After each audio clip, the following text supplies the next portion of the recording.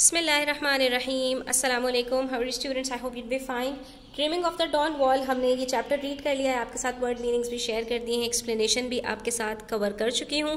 बारी आती है अब कॉम्प्रीहेंशन की। तो exercise A question number 1, answer the following questions की तरफ आ जाए। यहाँ पर हमारे पास मल्टीपल क्वेश्चंस हैं, so we are going to discuss them one by one. आपका काम ये है कि आपने पेंसिल्स हाथ में लेनी है और स्किप नहीं करना वीडियो को, ताकि आपसे कोई भी आंसर मिस ना हो जाए। ठीक है, वीडियो एंड तक देखिएगा। अच्छी लगे तो प्लीज़ लाइक कीजिएगा, अपने फ्रेंड्स के साथ ज़रूर शेयर कीजिएगा। चैनल पर नए हैं तो सब्सक्राइब करते जाइएगा। यहाँ पर पार्ट ए में हमसे कह रहे हैं why is Yosemite a popular place for tourist.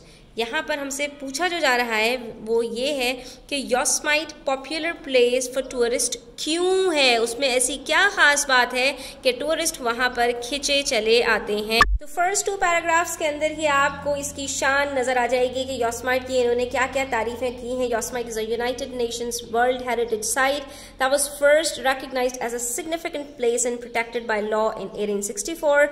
It is known worldwide and millions of tourists visit the waterfalls, forest and valleys every year.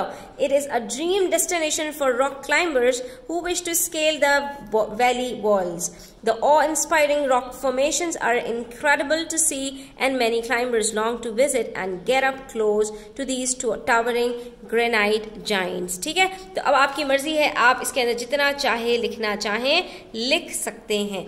ठीक है, next we have question number 2, that is part B of question number 1। What are the names of the 2 climbers? हमने पढ़ा था इसके अंदर Tommy Caldwell and Kevin Jorgeson are the 2 famous climbers. ठीक है, उसके बाद how old was Tommy Caldwell when he achieved his dream of climbing the Dawn Wall? इसमें हमें बताया गया है कि Tommy Caldwell was 36 years old। ठीक है, उसके बाद बात आती है what is a monolith? monolith किसको कहा जाता है?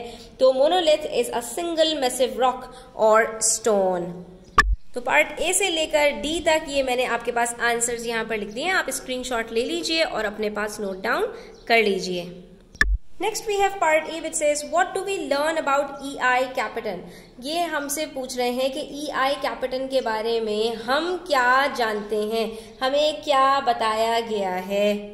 इसका आंसर देने के लिए स्टूडेंट्स हमें बिट्स एंड पीसेस को ज्वाइन करना पड़ेगा, यानी अलग अलग पैराग्राफ्स के बारे में पैराग्राफ्स में हमें इसके बारे में जो है वो इन्फॉर्मेशन दी गई है। यहाँ पर आप देख सकते हैं कि यहाँ से स्टार्ट हो रहा है EI कैपिटन के बारे में। These huge granite monsters rise up from the valley floor and pose a challenge to even the most experienced climbers. ठीक है, पहले हमें यहाँ पर इसके बारे में कुछ बताया गया, उसके बाद यहाँ पर हमारे पास थोड़े से 2-3 पैराग्राफ्स के बाद बात शुरू होती है कि Tommy enjoys climbing in Yosemite and he has tried many of the routes up EI कैपिटन। जैसे हमें यहाँ पता चला कि EI कैपिटन के बहुत सारे रूट्स भी हैं। The 3000 foot cliff is so sheer that from a distance it looks like a smooth surface। ठीक है, यहाँ पर हमें ये भी बताया गया कि इसका जो क्लिफ है उसकी हाइट कितनी है, 3000। ठीक है, उसकी है फुट है। ठीक है, और उसके बाद फिर हमें यहाँ पर बताया गया कि only 13 have been successfully free climbed, और इसको सिर्फ 13 लोग जो है अब तक सक्सेसफुली क्लाइंब कर चुके हैं। ठीक है, और उसके बाद हमने यहाँ पर बताया है कि one of these the most difficult is called the Dawn Wall और Tommy's dream was to free climb the whole route in one trip. तो इसका जो सबसे डिफिकल्ट है वो डॉन वॉल है, और आगे हमें बताया गया है कि another route is called Salathe Wall. ठीक है, तो हम इसका ये पूरा आंसर यहाँ पर अपने पास लिख लेंगे। तो आप इसका भी स्क्रीनशॉट ले लीजिए, मैंने सारे जो पॉइंट्स थे उनको यहाँ पर गैदर करके आपके लिए नोट डाउन कर दिया है। ठीक है, उसके बाद नेक्स्ट क्वेश्चन है students what makes the Dawn Wall so difficult to free climb. तो वहीं पर हमने इसके बारे में पढ़ा जहां पर अभी हमने पूरी EI कैपिटन के बारे में पढ़ा कि free climbers struggle to find edges and ledges in the rock to hold on to hands out of the 100 or so routes up EI Capitan only 13 have been successfully free climbed. ठीक है, तो basically वहां पर जो सबसे बड़ा मसला है वो ये है कि it is so sheer that with few holds and ledges one pitch is specifically difficult because the climber has to balance carefully on finger tips and toes and spring sideways to catch and hold on to a small bit of rock. ठीक है, तो ये आपके पास इसका answer हो जाएगा। Next we have part G, why did Caldwell ask the doctors to take off the top of his finger। तो इनके साथ एक ट्रेजेडी हुई थी जिसके अंदर इनकी फिंगर जो थी वो कट हो गई थी, तो इन्होंने डॉक्टर से उसकी टॉप को क्यों हटाने के लिए कहा। तो इसका आंसर हमें यहाँ पर मिलेगा कि एक डिजास्टर हुआ उनके साथ। Tommy was working with the table saw when he had an accident and chopped off the top of his index finger. जो उनकी इंडेक्स फिंगर होती है ना, इसका टॉप उन्होंने खुद काट डाला, ठीक है, गलती से कुछ कर रहे थे और यूं करके कुछ लगा और ये इनका टॉप जो है वो कट हो गया। Despite the pain he acted quickly and put the finger piece of his finger in ice. When he reached the hospital the doctors were able to sew his finger back together. However they told Tommy that it would never recover fully, कि वो कभी भी recover नहीं कर पाएगी completely.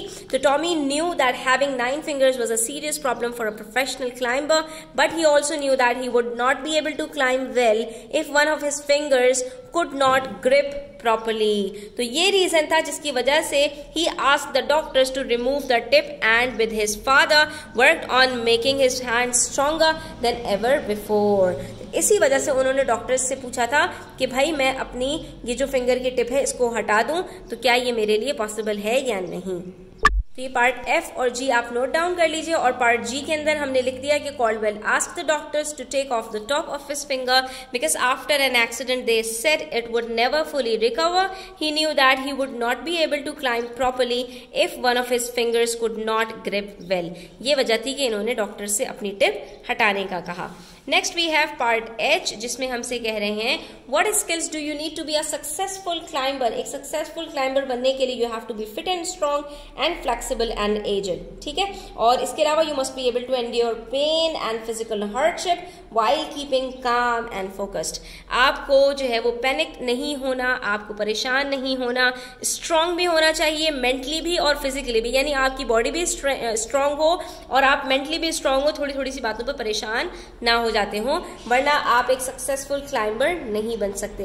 Part I, what are the main differences between free climbing and aid climbing. तो aid का मतलब ही यही है कि भाई वो अपने साथ चीजें लेके चल रहा होगा, जो क्लाइंब करने वाला है उसके पास जो है वो स्पेशल इक्विपमेंट होगा, रोप्स, लेडर्स, मेटल क्लिप्स वगैरह। जबकि जो फ्री क्लाइंबर्स हैं वो बहुत ही थोड़ी चीजों के साथ जो है वो क्लाइंब कर रहे होंगे।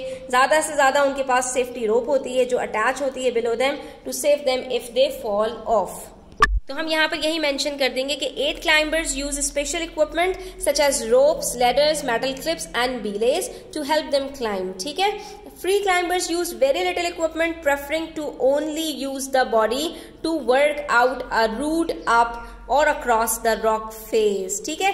ये जो है वो शेर के बच्चे होते हैं। They use a safety rope attached below them to save them if they fall off. सिर्फ एक सेफ्टी रोप उन्होंने लगाई हुई होती है कि अगर खुदा ना खास्ता गिर जाते हैं तो उस रोप की वजह से इनको जो है वो जान से ना जाना पड़े बल्कि इनकी बचत हो जाए, ठीक है।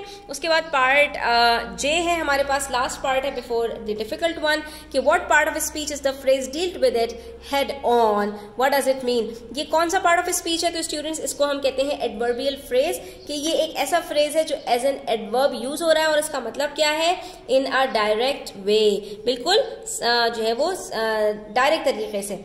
उसके बाद पार्ट के में हमारे पास थोड़ा सा डिफिकल्ट क्वेश्चन है। स्टूडेंट्स हमसे कह रहे हैं what impact did the experience of being held hostage have on Tommy Caldwell. Tommy Caldwell को एक जगह पर जो है वो हॉस्टेज बना लिया गया था, यरगमाल बना लिया गया था, कैद कर लिया गया था। तो think of positive and negative things. तो इसका उनके ऊपर पॉजिटिव और नेगेटिव क्या इम्पैक्ट पड़ा ये हमें नोट डाउन करना है। तो देखिए नेगेटिव इम्पैक्ट तो उनके ऊपर पड़ा था because the suffering and fear he experience when being held hostage had a deep negative effect on Tommy Caldwell. कोई भी होगा इस जगह पर, कितने ही जो है वो मजबूत आसाब का बंदा हो, वो भी घबरा जाएगा।